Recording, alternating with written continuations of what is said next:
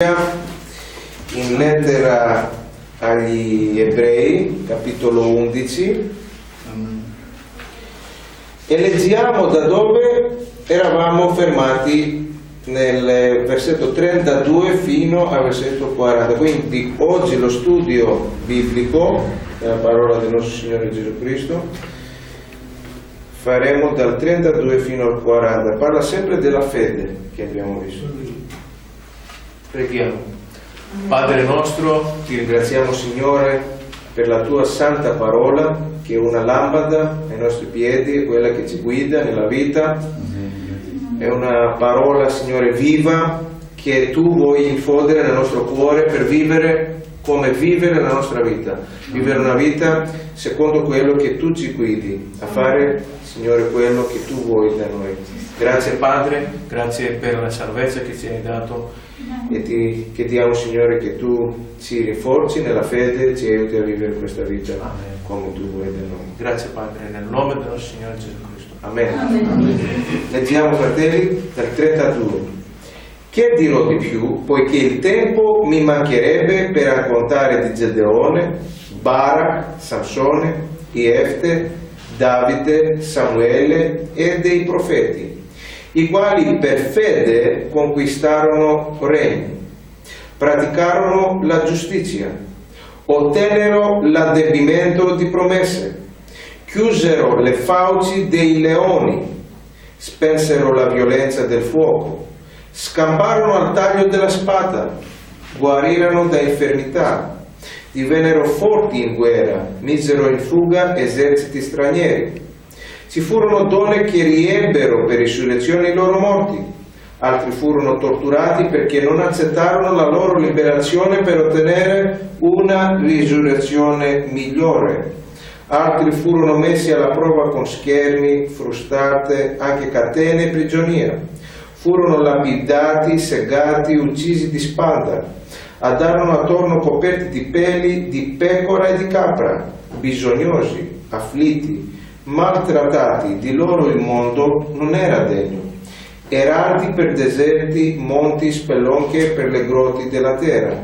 Tutti costoro, pur avendo avuto buona testimonianza per la loro fede, non ottennero ciò che era stato promesso, perché Dio aveva in vista per noi qualcosa di meglio, in modo che loro non giungessero alla perfezione senza di noi. Leggiamo anche dal 12, i primi versetti, un po' per vedere, perché sono collegati, perché è una epistola e i capitoli sono solo per concentrarsi un po' sui concetti. Leggiamo dal versetto 1. Anche noi, dunque, poiché siamo circondati da una così grande schiera di testimoni, deponiamo ogni peso e il peccato che così facilmente ci avvolge e corriamo con perseveranza la gara che ci è proposta, fissando lo sguardo su Gesù, colui che crea la fede e la rende perfetta. Per la gioia che gli era posta dinanzi, egli sopportò la croce, disprezzando l'infamia, e si è seduto alla destra del trono di Dio. Considerate perciò colui che ha sopportato una simile ostilità contro la sua persona da parte dei peccatori, affinché non vi stanchiate perdendovi d'animo. Voi non avete ancora resistito fino al sangue nella lotta contro il peccato e avete dimenticato l'esortazione rivolta a voi come a figli. Figlio mio, non disprezzare la disciplina del Signore e non ti perdere d'animo quando sei da Lui ripreso, perché il Signore corregge quelli che Egli ama e punisce tutti coloro che riconosce come figli. Sopportate queste cose per la vostra correzione. Dio vi tratta come figli. Infatti, qual è il figlio che il padre non corregga? Ma se siete esclusi da quella correzione di cui tutti hanno avuto la loro parte, allora siete bastardi e non figli. Inoltre abbiamo avuto per correttori i nostri padri secondo la carne e li abbiamo rispettati. non ci sottometteremo forse molto di più al Padre degli Spiriti per avere la vita? Essi infatti ci correggevano per pochi giorni come sembrava loro opportuno, ma Egli lo fa per il nostro bene, affinché siamo partecipi della sua santità.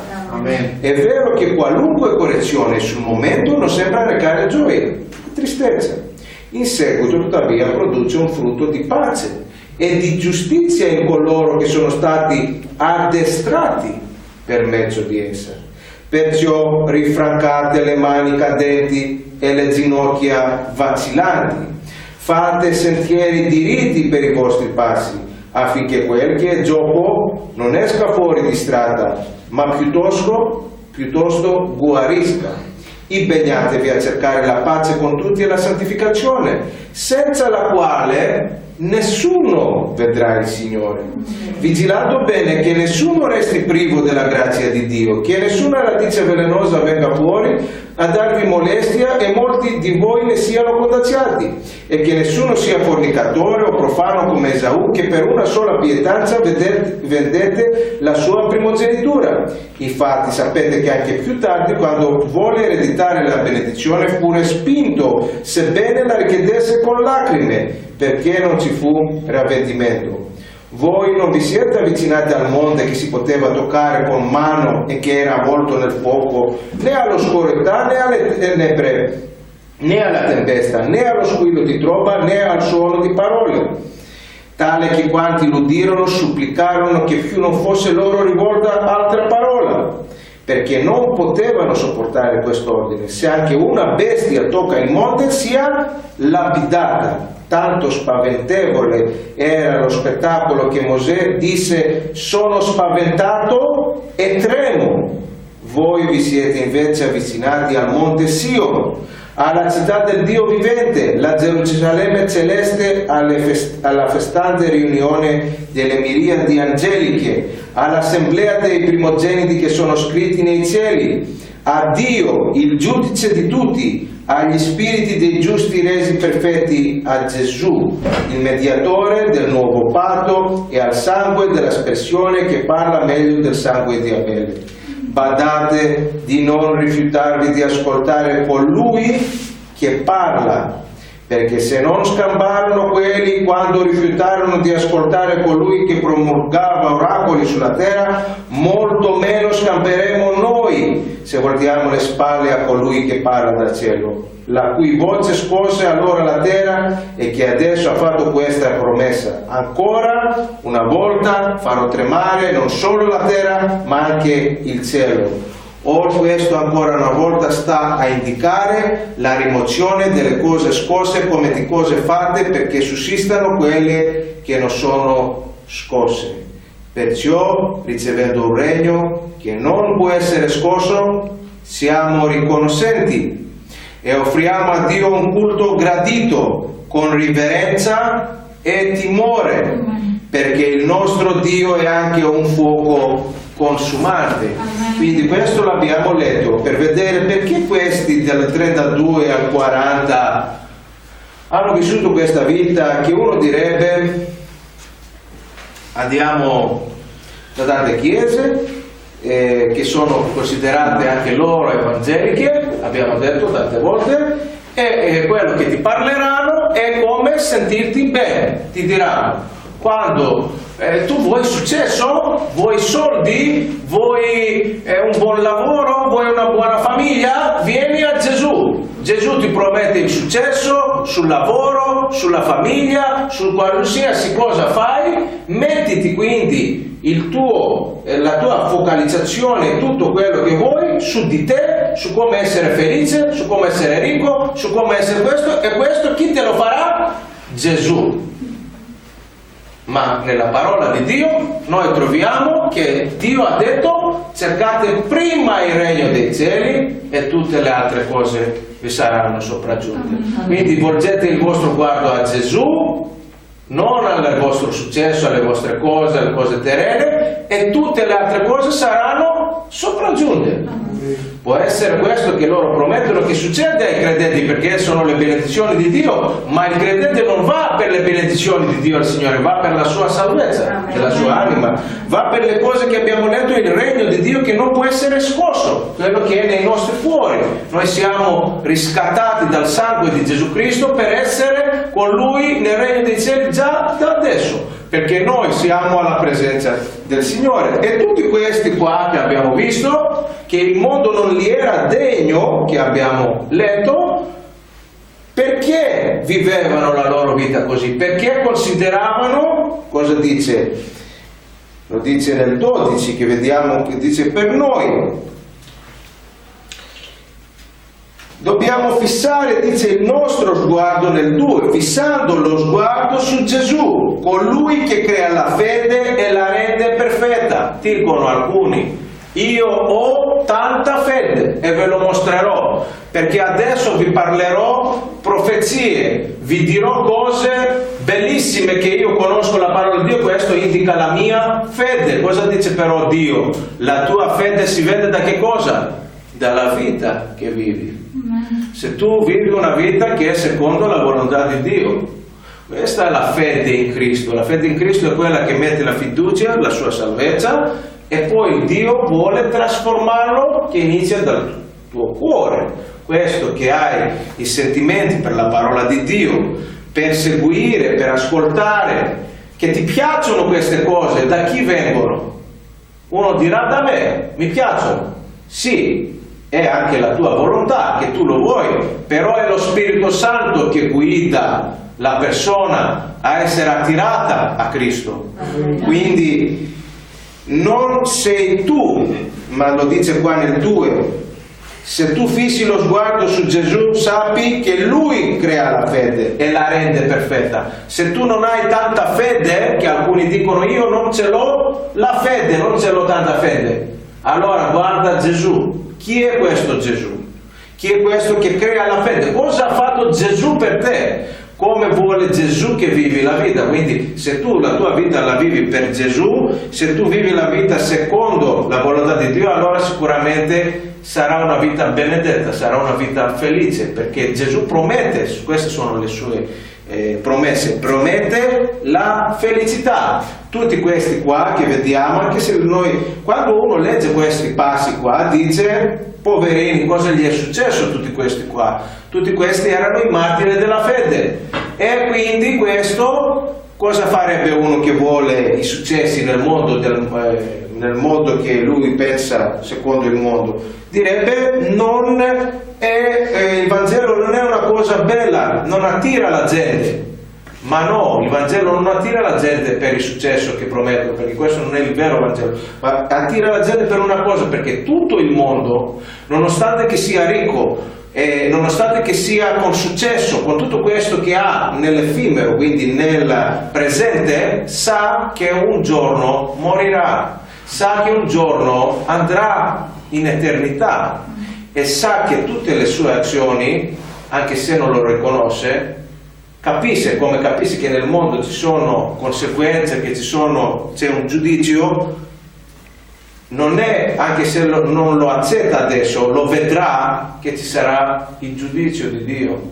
E quindi per la sua felicità, per essere in pace con questo Dio, per essere in pace con se stesso, quello che dicono che è essere felice, trovare il tuo perché esisti sulla terra, per quale motivo, come essere soddisfatto, solo Dio che ti ha creato ti lo può dare. Il Dio è quello bene, diciamo il bene assoluto, Dio è amore, Dio è quello perfetto, e la giustizia sua non è come tanti lo mettono, che Dio quando punisce le persone gli fa un male. No, è il bene di Dio, perché queste persone, se non agisse a correggerli, cosa faranno? Saranno distrutte. Qua lo dice anche per i figli. Cosa dice qua? Sopportate queste cose per la vostra correzione. Dio vi tratta come figli. Infatti, qual è il figlio che il padre non corregga? Quindi lo vediamo anche per l'educazione, i figli devono essere corretti. Se il tuo figlio va al fuoco e mette la mano lì e si brucia, chi darà la responsabile? Il figlio che è piccolo, che non capisce? No, il padre lo darà, e i genitori, i quali non hanno detto niente. Perché non hai avvertito il tuo figlio? Così fa Dio con la sua parola. Dicono tante volte, non mi piace quello che dice la parola di Dio. Lo dice anche qua, la parola di Dio ce lo risponde. Cosa dice? È vero che qualunque correzione nell'11 sul momento non sembra recare gioia. Non ti piacerà tanto. Se uno ti corregge e ti dice fai questo, ti metterà in dubbio su quello che fai, qualcosa che non ti piace.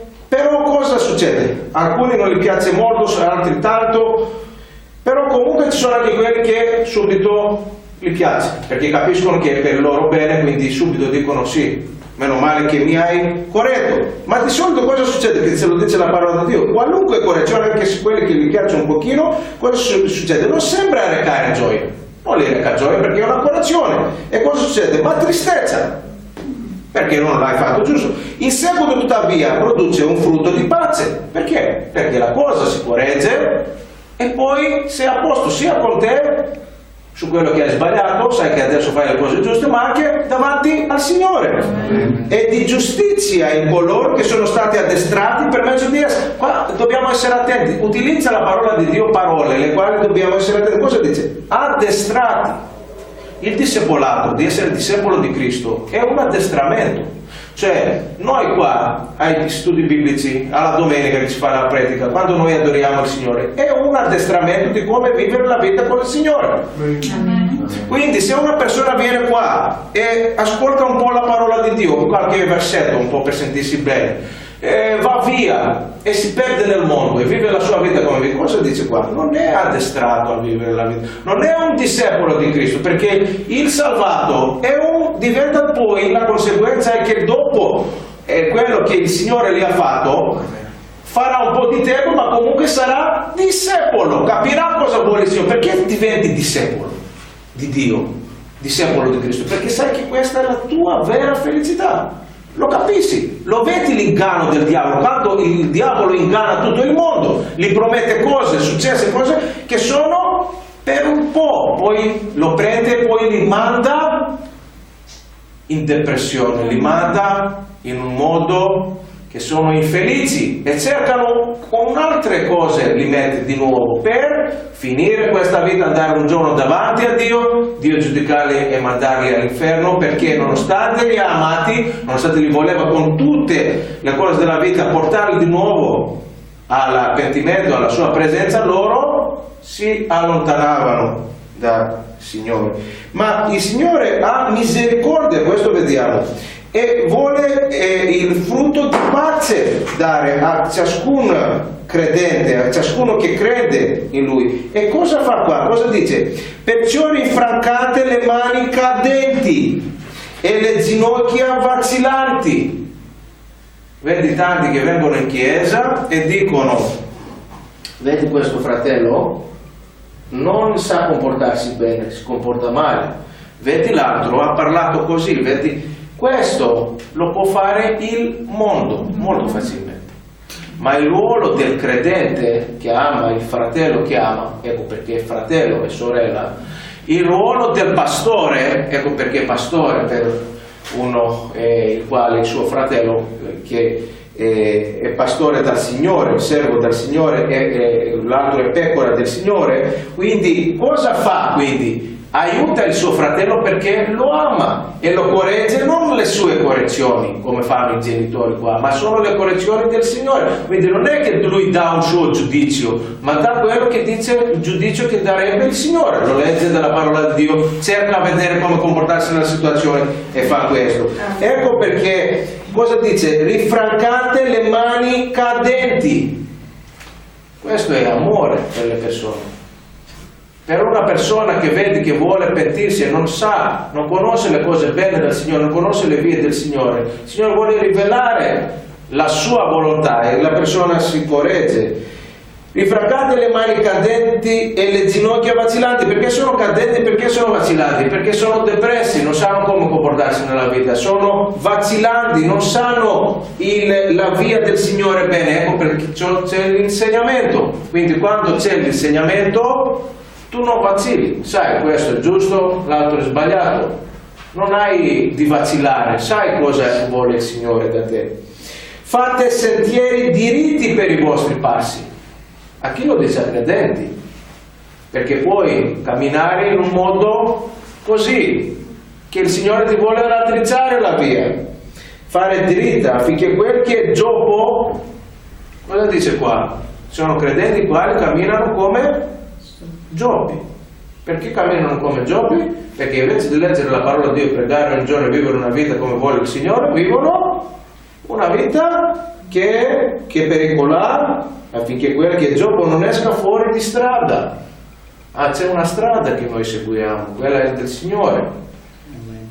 E quella strada ce la rivela il Signore, altrimenti non sai qual è la strada. Cioè, ok, ho avuto la salvezza, Dio mi ha perdonato, però cosa devo vivere adesso nella vita? Ma Dio non ti lascia così. È lo Spirito Santo che ti ha convinto del peccato, ti ha convinto che hai bisogno del Signore, e lo Spirito Santo è quello che ti darà anche, ti illuminerà, ti darà come comportarti nella vita. È lo Spirito Santo che porterà le situazioni così, che ti aiuterà anche a affrontare le situazioni, perché anche se tu hai come comportarti, se le situazioni sono così tanto difficili, non dipende da te, dipende anche dalla situazione, com'è. Quindi quando noi preghiamo per i nostri fratelli, sorelle, parenti che ci sono, non dipende solo dalla nostra preghiera o quello che hai detto tu, dipende anche da quello che fa il mondo, che stimoli poi avranno dalla mass media, dai amici, parenti, eccetera, come vivono la loro vita. Quindi lì il diavolo, quello che tu hai messo, la parola di Dio, cerca di mettere altre cose per allontanarli dalla parola di Dio e da quello che vuole il Signore, che è la loro vera felicità. Quindi affinché quel che è gioco non esca fuori di strada. Se esca fuori di strada, che succede? Dove andrà? All'inferno. Ma piuttosto guarisca. Cosa vuole il Signore? Che anche questo sia guarito dal Signore. Ecco perché il Signore mandava i profeti, mandava questi qua che noi leggeremo adesso nel 32, che dirò di più, poiché il tempo mi mancherebbe per raccontare di Gedeone. Chi era Gedeone? Barak, Sansone, Jefte, Davide. Chi erano loro? Samuele e dei profeti. Erano gli uomini di Dio che a un certo momento, che il popolo di Dio non camminava come voleva il Signore, la via del Signore non la conosceva. Che è successo? Loro sono usciti, Gedeone, e con pochi uomini cosa ha fatto? Ha liberato Israele da quelli che attaccavano Israele, gli ha mostrato la via del Signore, ha distrutto, dice, gli idoli del suo padre, non ha avuto paura. Lui è andato lì, ha visto il suo padre, che nonostante erano di Israele, avevano costruito idoli. Cosa ha detto lui? Non mi interessa cosa siete israeliti, però non siete il popolo come vuole il Signore. Cosa ha fatto? Ha distrutto tutti gli idoli, e vediamo che lui cosa fa. Lui, il Signore gli dà, lo aiuta e gli dà la vittoria con cose. Se noi leggeremo la storia di Gedeone, non aveva non era una tattica militare quello che lui ha fatto, non era un modo di vincere, di vincita. Non ha messo faremo così, vinceremo, no. Il Signore gli ha detto farai queste cose e così vincerai. Poteva perdere di grosso, e quelli là potevano, questi pochi uomini che aveva, che ha scelto, che erano scelti, cioè all'inizio ha cercato di utilizzare molto di più, però il Signore gli ha detto cosa? Gli ha detto no, solo questi che ti dico io. E lui con fede è andato con questi e ha fatto queste cose che gli ha detto il Signore, con le luci, con i vasi che aveva, e il Signore ha creato, ha detto la parola di Dio, all'esercito straniero un modo di scappare davanti a Israele e di essere tra di loro uccisi e ammazzati, perché il Signore voleva che ha fatto questo. Quindi Gedeone era un uomo che aveva fede, non guardava i suoi padri, non guardava la sua madre o i suoi parenti, cosa guardava? La parola di Dio, quello che gli diceva Dio. Così sono anche i veri credenti, guardano i loro genitori che sono nella fede, guardano i loro parenti che sono nella fede e seguono il loro buon esempio. Ma se loro sbagliano non seguono questo. Non vuol dire perché un credente tanti anni nella Chiesa di Cristo, questo qua sempre segue quello che dice il Signore. Tu hai la parola di Dio, devi reagire quando vedi cose che non sono giuste. Barak, un altro, sono i giudici questi. I giudici erano quelli che ha mandato Dio a fare giudizio al popolo di Dio. Sansone, un altro anche questo. Hanno vinto questi qua, i Filistei, hanno vinto tutti i popoli, quelli che, se noi li leggiamo, Israele era come un popolo pacifico, che Dio dopo Canaan, quello che hanno fatto, che Dio gli ha dato questa terra, rispetto, perché alcuni dicono ma com'era pacifico, è andato in Canaan, ha preso la loro terra, ma non sanno chi erano i cananiti, non vedono le loro, se non andavano a vedere la loro idolatria, cosa facevano, che offrivano anche i loro bambini ai idoli, capirebbero quanto malvagi erano i cananiti, perché Dio ha deciso di dare la terra dei cananiti agli israeliti. E gli israeliti infatti come popolo erano pacifici perché tutte le loro armi non le avevano da loro, andavano ai Filistei a avere armi, andavano da altri, che loro erano sempre con le guerre. E chi era che li faceva vincere? Infatti loro non avevano re, e questo era il loro problema, era Dio che li guidava. Infatti questi Gedeone, Barak, Sansone, prima di Davide e prima di Saul, che era il primo re di Israele, erano guidati direttamente da Dio, non avevano re, non avevano nessuno che li guidava. Quando però la fede, come con Mosè, hanno mostrato che non avevano la fede che voleva Dio, cosa succede? Hanno chiesto un re, per vedere un re umano, come vedevano le nazioni. Cosa ha detto Dio? Mi avete rattristato, perché io vi volevo guidare come ho fatto con Mosè, ma voi volete un re umano. E il primo re di Israele era il Saul. Chi era? Era un uomo il quale ha fatto tutte queste cose che andavano contro la volontà di Dio, nonostante era il re di Israele, era quello che andava incontro a Davide e lo perseguitava. E chi era Davide? Davide era uno secondo il cuore di Dio, uno veramente umile. Vediamo il suo padre, vediamo tutto questo, e la genealogia, se vogliamo vedere, viene da Davide, viene Gesù Cristo. Amen.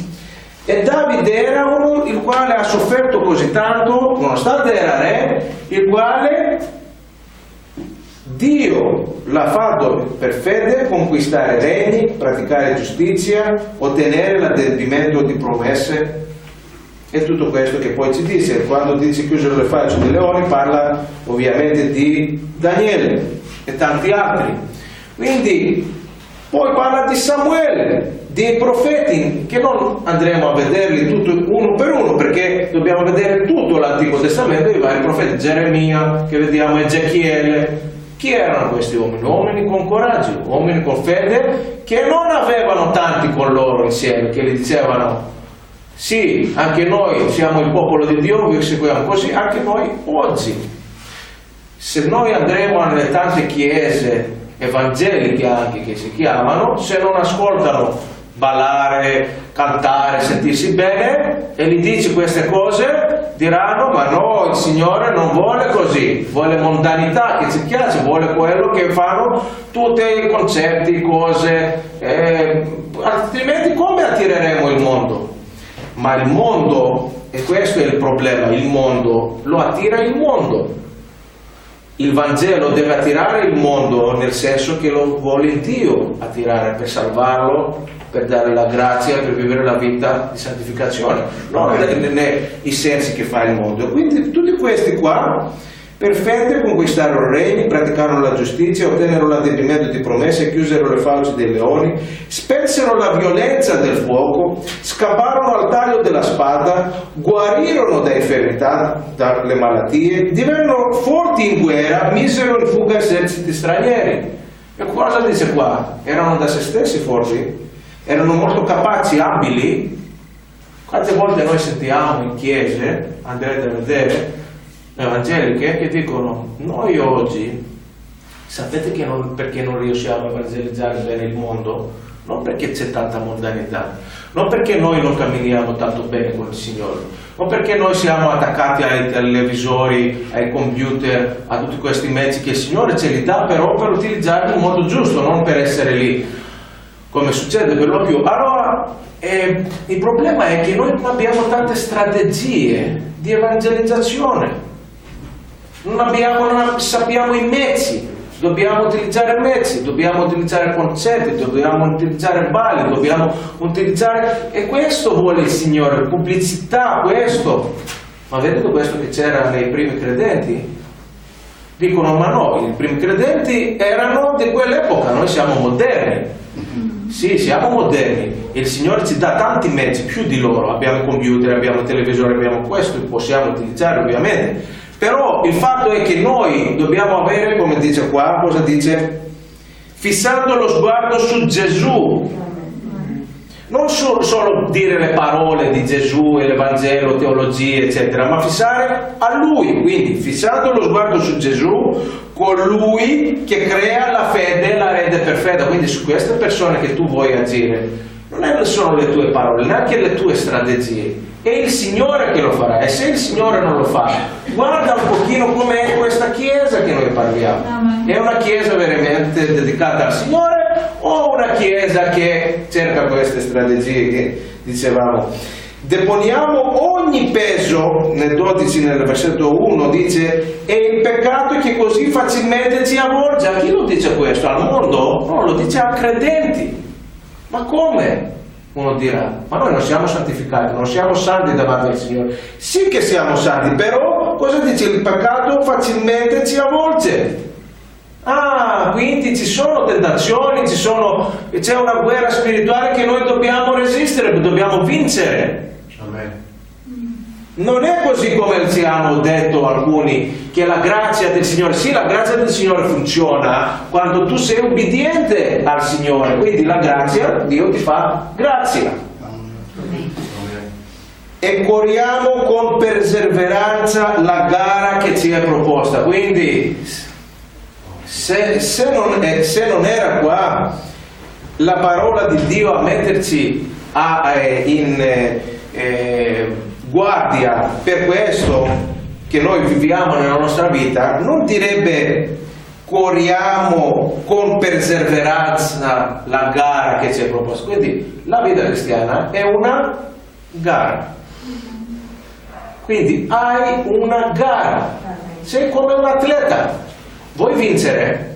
Sì, voglio vincere, io voglio finire. Quando finisco, quando andrò davanti al Signore, che il Signore mi dice, bravo mio servo, vieni alla mia presenza. Tu eri nella mia presenza in questo mondo, eri un testimone fedele di me, vieni alla mia presenza per sempre, per l'eternità. Lo vuoi questo? Sì, lo voglio. Come lotterò? Per la grazia di Dio, questo è vero. Lotterai perché tu eri nella corsa, ma come dobbiamo correre per essere sempre nella grazia di Dio? Con perseveranza.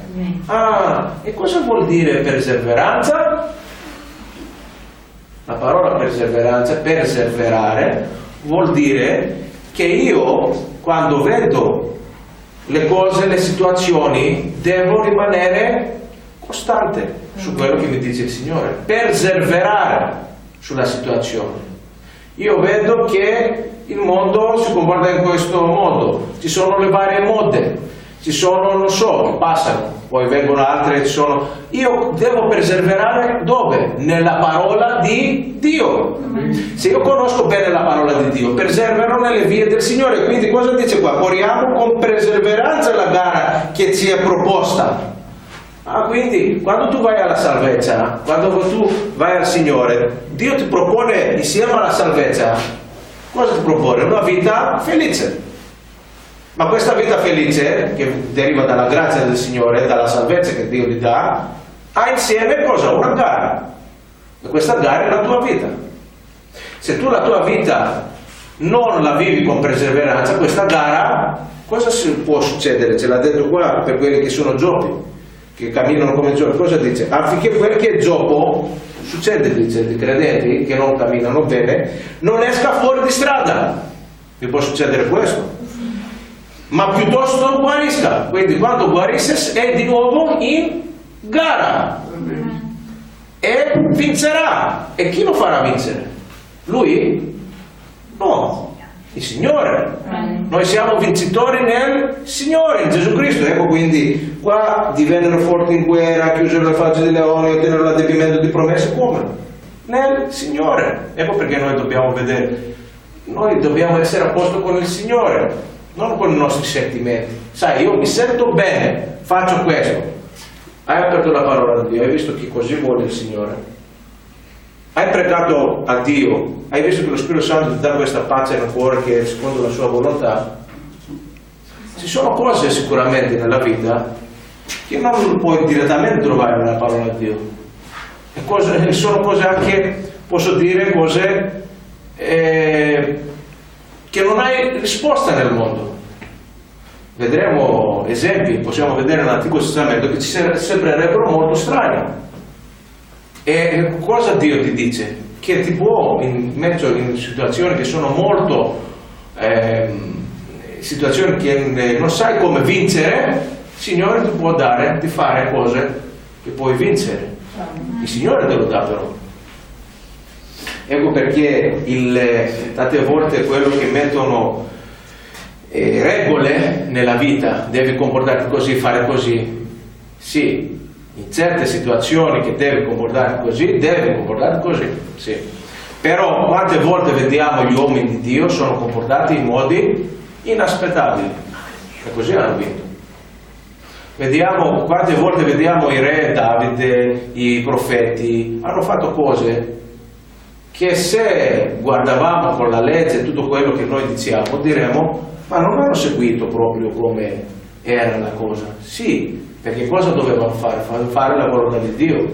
Così sono riusciti a fare, quindi, lo diciamo anche questo, in una chiesa evangelica, se un credente vede che il pastore non dice la parola di Dio, la parola di Dio sì che gli dice rispetta il pastore, rispetta tutto quello che ti dice perché rispetti il Signore, però se lui cosa dice?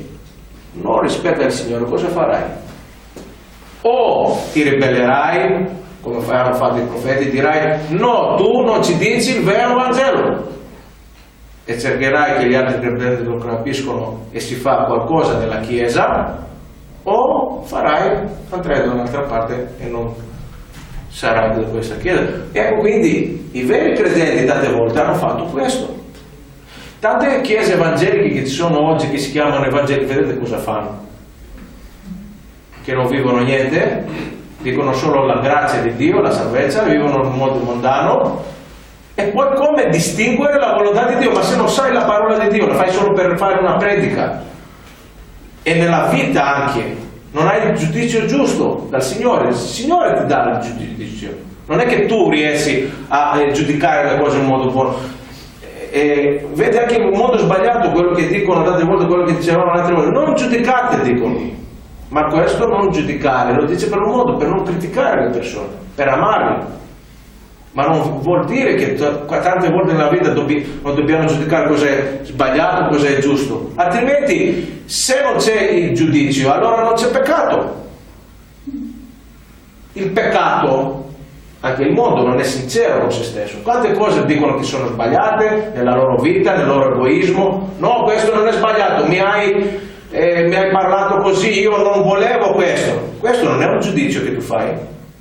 Dici agli altri non fare questo perché non ti piace una cosa, però questo che dici non mi piace questo, non voglio questo, non è un giudizio? È un giudizio. E loro dicono no, io non giudico nessuno, ma già con questo che dici non giudico nessuno, giudichi quello là che ha dato un'opinione. Cosa gli dici? Che tu non sei il giusto, io sono il giusto. Devi essere però un po' intelligente a capirlo. Cioè cosa mi dici? Tu non giudichi nessuno, però cosa mi dici? Che se tu sei il buono e gli altri sono sbagliati. Come non giudichi nessuno? Vedete che gli uomini tante volte non dicono le parole, ma sempre fanno giudizi.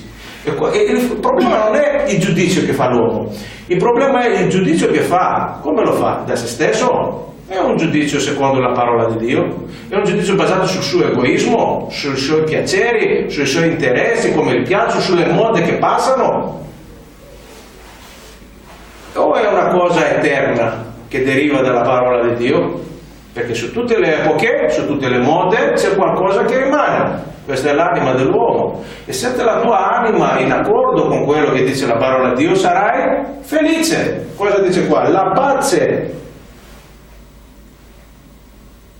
Il secolo tuttavia produce un frutto, questa correzione, di pace, quella che ci fa il Signore quando sei salvato, e di giustizia in coloro che sono stati addestrati per mezzo di essa. Devi essere addestrato. Vieni la domenica solo per sentire una predica per andare via, hai fatto il tuo dovere religioso? E non aspettare tanto, perché qua dice per addestrati per mezzo della giustizia, per uomini che vivono la vita cristiana. Il Signore ti fa grazia, ha tanta misericordia, però non aspettare di essere felice, perché sono infelice, ma io faccio il mio dovere religioso. Ma non è un dovere religioso, è la tua vita. E la tua vita può essere felice se la vivi con il Signore. Ci furono donne che riebbero per risurrezione i loro morti, qua finiamo. Altri furono torturati perché non accettarono la loro liberazione per ottenere una risurrezione migliore. Altri furono messi alla prova con schiene, frustate, anche catene, prigionia. Furono lapidati, segati, uccisi di spada, andarono attorno coperti di peli, di pecore e di capra, bisognosi, afflitti, maltrattati. Di loro il mondo non era degno, erranti per deserti, monti, spelonchi e per le grotte della terra. E tu dici, ma perché l'hanno fatto? Ma questi erano gli uomini di successo.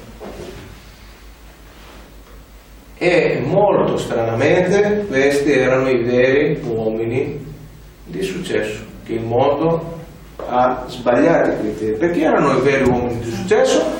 Perché la visione che ha Dio per l'uomo non è visione del presente e dei 80-90 anni che vive, ma è del suo presente e dell'eternità. Quindi questi qua erano già nel presente con il Signore e sono andati per sempre con il Signore. Gli altri cosa? Hanno vissuto 70, 80, 90 anni, il ricco che non dava a Lazzaro neanche a mangiare, dove è andato? Eternamente all'inferno, a soffrire per sempre. Quindi questi qua, perché l'hanno fatto? Cosa dice qua? Tutti costoro, pur avendo avuto buona testimonianza per la loro fede, non ottennero ciò che era stato promesso, perché lo facevano per le promesse di Dio e non le hanno avute. Però le avranno e le hanno adesso che sono con il Signore. Perché? Perché Dio aveva in vista per noi qualcosa di meglio, in modo che loro non giungessero alla perfezione senza di noi. Come sono anche loro giunti alla perfezione? Con noi. Come noi siamo giunti alla perfezione? Perché noi siamo del Nuovo Testamento.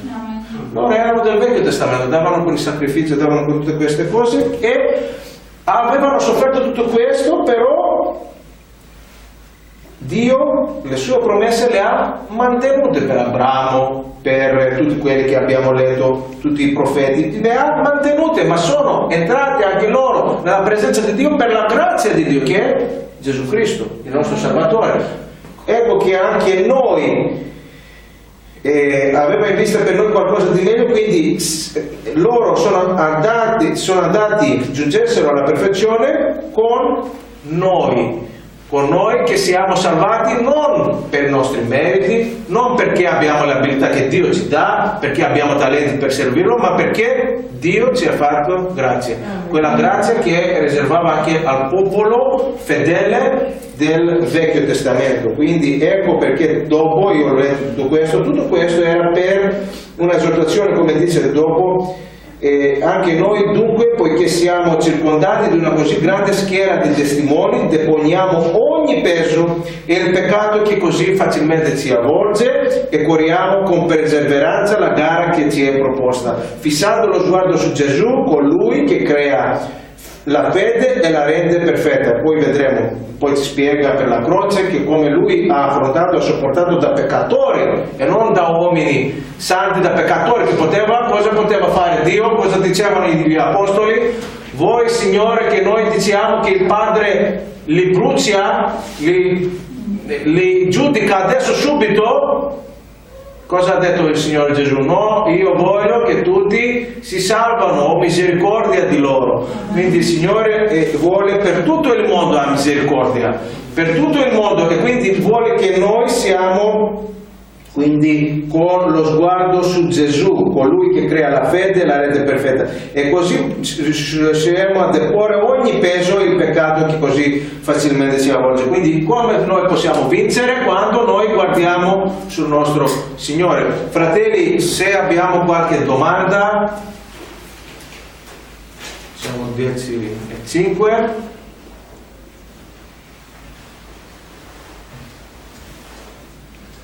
Allora delle domande. Io lo so che non ci sono domande perché sempre lo facciamo un'analisi, con il Signore ci aiuta a fare un'analisi molto dettagliata, ogni aspetto, i versetti, non solo da questi versetti che abbiamo letto, ma anche in tutto, perché se leggi solo un passo non riesci ad avere quello che il Signore vuole per te, quindi è come se tu analizzi parola a parola, però poi non hai il senso. Ecco anche possiamo anche ancora capire meglio se noi sappiamo chi erano gli ebrei, che erano credenti. Non li scrive agli ebrei come popolo, ma scrive ai credenti che hanno creduto in Gesù Cristo. Poi a vedere chi lo scrive, Apostolo Paolo, che hanno così tanta conoscenza delle cose del Signore, dell'Antico Testamento. Lui era fariseo che sapeva queste cose per eccellenza, li scrive, li insegna, li dice non valgono queste, perché non andiamo adesso per le nostre buone opere, quelle che facevano la legge di Mosè, la legge dell'Antico Testamento. La legge di Mosè è sempre valida per questi 10 comandamenti, tutto questo, però è il cuore che cambia, che poi farà le cose che ha detto Dio, ma non siamo sotto i comandamenti dell'Antico Testamento, i sacrifici di animali, tutto questo. Perché? Perché la croce di Cristo, il perfetto sacrificio di Gesù, che ti pulisce ogni peccato e ti rende perfetto davanti alla giustizia di Dio. Quindi ogni cosa, noi che abbiamo sbagliato, possiamo andare ogni volta davanti alla presenza di Dio, chiedere perdono per qualsiasi cosa il Signore ci vuole perdonare, ci vuole trasformare, ci vuole aiutare, dare la forza a vivere diversamente, perché da noi non è che noi troviamo sempre in noi questa forza, ma troviamo questo modo, coraggio di affrontare le cose, e neanche la saggezza molte volte, neanche non abbiamo le soluzioni giuste. Dio ci può dare. Ringraziamo il Signore. C'è qualche domanda? No. Sì? No, ok. Preghiamo e chiudiamo. Padre nostro, ti ringraziamo Signore per la tua santa parola. Ti ringraziamo Signore perché veramente la tua parola è viva, ci parla nei nostri cuori, è quello che tu vuoi che viviamo nella nostra vita. Viviamo una vita santa, dedicata a te, una vita Signore che segue quello che tu ci insegni, Signore. Grazie Padre, vogliamo che tu sei con noi, che ci aiuti ad essere una luce, aiuta anche tutti i nostri amici, parenti, tutti quelli che conosciamo, tutti che hanno bisogno di te, Signore. Aiutali, Signore, a venire davanti a te, alla tua santa presenza, a essere perdonati, ad essere, Signore, guidati da te, a vivere una vita veramente felice. Aiutaci, Signore, anche noi nei nostri problemi, nelle nostre difficoltà, tutte le situazioni le mettiamo davanti a te. Aiutaci ad essere una testimonianza per te ovunque siamo. Padre, diamo a te tutta la gloria nel nome del nostro Signore Gesù Cristo. Amen. Amen. Amen.